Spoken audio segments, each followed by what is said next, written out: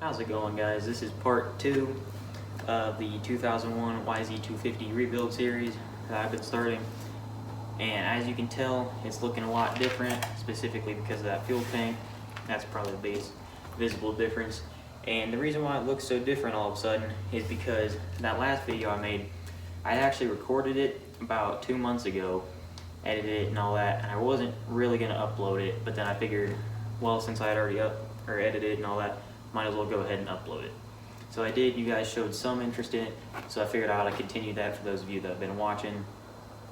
And so the reason why it looks so different all of a sudden is because over that period of time I was still working on it, but I never actually was recording it. And so it looks a little bit different from what it did last time. I haven't done a whole lot to change it, but the changes that I did do were pretty significant in how the bike's been running, and I gotta say, I'm a lot happier with it now, and it's running a lot better.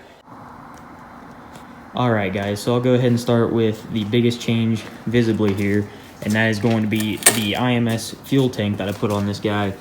It is an oversized tank. It is 3.6 gallons compared to the stock, I believe it was 2-gallon tank. And I gotta say, I like it a lot better. My other tank was actually really rough. It was kind of falling apart. The plastics actually did not want to even come out of it because a lot of the bolts were stripped and all that. And so I put that guy on there, and I love having the bigger capacity. I think it's made riding a whole lot better just because then I don't have to worry about running out of gas every time I go out. And then the next change I did was I actually put the clutch lever that I had on here whenever I bought it. That's not the stock clutch lever, but I don't actually know what brand it is. And so I actually just cut that one off, sanded it down on the edges there, and I took that Tusk clutch lever off because in the hand guards I put on here, it was getting caught right there in that groove. And so a lot of the time whenever I went to go and either release the clutch or pull in the clutch, it didn't want to go because it kept getting stuck, obviously, because it was too long. So rather than just trying to slide the whole thing way up, I just went ahead and put that back on there. And also, if I were to break it off or something, then I wouldn't have wasted a perfectly good clutch lever. And then obviously I did put these hand guards here, and those are Serbi's hand guards. I put those on a while back, and on a lot of the trails and stuff that I've been riding, I'm really glad that I put those on because a lot of the sagebrush and all that and the oak brush and stuff through there really wears out my hands a lot. So that has been a huge improvement. And those are pretty much just minor things that I've been doing to it. The biggest thing overall that I have changed on this guy is going to be that guy right there. And I'm sure you can't really tell from this angle, but that is a Lectron Fuel Systems Pro, or not Pro Series. That is going to be the high performance carburetor for 2 strokes.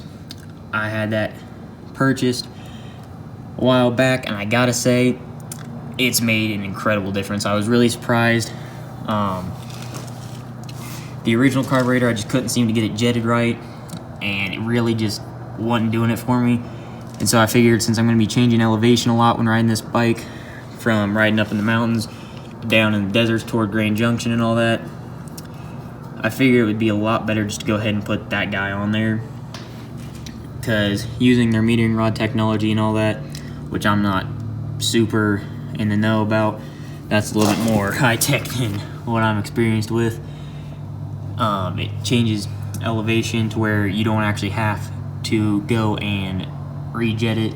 It does that automatically through their stuff. I would recommend going and checking them out if you personally have problems with the jetting on your bike. It has made an incredible difference, and it's actually very easy to tune, I've noticed, because you only have the idle switch, or the idle tuner here.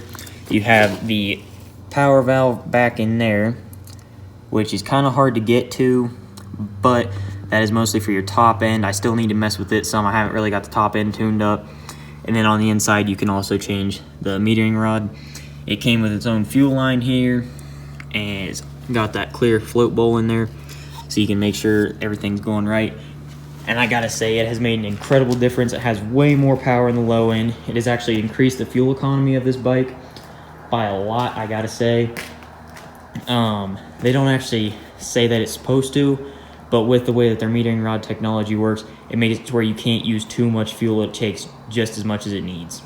And so it has increased the fuel economy of this bike by a lot, I've noticed, and it just makes it run 100 times better. It's really an improvement.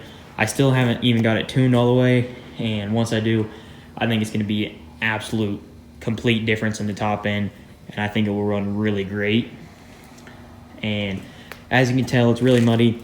I actually just took it out to sand and wash basin a few days ago, and then about a week before that I had taken it out once more just to really test it out and see. And I gotta say, I have been really impressed with this bike. I actually got a GoPro about a week ago, and so I got it hooked up to my helmet, so I'll have some video for that coming up. And that's part of the reason why I wanted to do this video, is to show you exactly what the bike is like right now before I upload that. And so that's really all I've done. I gotta say, I think it's a lot better. It doesn't seem like much changes, but it has improved the bike significantly. I do plan on putting a new exhaust on there, a new pipe, and really just cleaning this whole thing up, giving it a deep clean here during the winter, because as you can see, there's some snow outside. It's only about 35, 40 degrees out, and it's been pretty cold, so I didn't want to wash it off with it being that cold out, because I didn't want anything to freeze. And I gotta say, right now the bike has been running way better. I'll upload the actual riding footage here within the next week or so probably, but I just wanted to bring you guys up to date on how it is right now. And that's pretty much the biggest changes that I've done. Other than that, I just replaced the brake pads and stuff, put some new gas in there, mixed that up, and I gotta say, it is really an improvement, and I'm really excited to see how it's gonna turn out here soon. Alright guys, that's pretty much all I've done to her so far. I'm planning on rebuilding the top end and maybe even the bottom end this winter. When it's really cold, I'm not going to be able to ride at all. I'm also planning on having the forks redone, resealed and all that. I'm going to check the seals and the motor and all that, because I don't think it's really getting enough compression. And I'm also planning on getting a new pipe and a new FMF exhaust on there. But other than that, I think once all that's put together and really tuned in there, I think she's going to be a really good bike. I think she's going to run really well. So far, I've actually been really impressed with how she's been doing so far. And I think she even sounds really good. A lot better than she did at first, at least in my personal opinion. And that's really all I got for this part of the video. I'll have a third part coming up here probably pretty soon once I have the forks redone and all that. But other than that, I got that riding footage that I might be uploading here pretty soon. And if you guys really know the best way to get that from a GoPro, be sure to put it down in the comments. And I'll catch you guys on the next one.